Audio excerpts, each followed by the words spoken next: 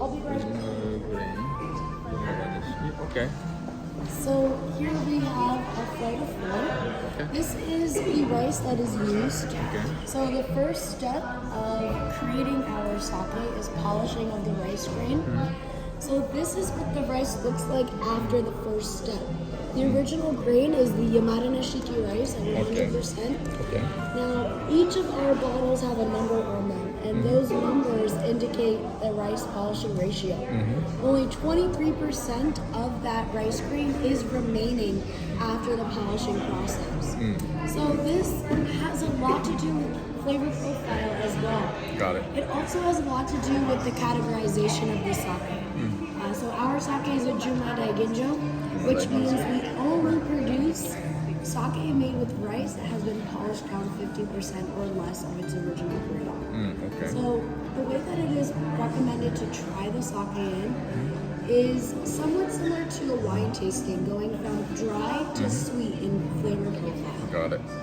So we'll notice the 23 is going to be the lightest on the palate, a little bit more drier than the rest. Okay. So most refined and most refined on the palate as well. You do get a slight honeysuckle, little melon dew rime. Okay. The next that's recommended to try is the 35. So the 35 has a great balance of our 23 and our 50. Not too dry, not too sweet.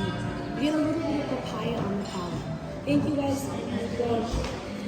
Last but not least, we have the 50 and the 50 Nama. So the 50 is going to be most sweetest in flavor, fullest in body. Okay. So going from light to dry to sweet to full. So you're suggesting this?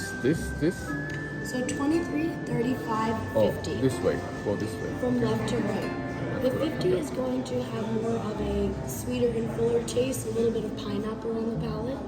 Okay. And then the 50 Nama also has that sweetness and fullness. However, it is unpasteurized. So it's very raw in flavor, very fresh. Okay. So yeah, if you have any questions, please let me know. Enjoy. Got If it. you'd like Okay. any sushi or any snacks today, more than welcome for that. Got it. Thank you so much. You're welcome.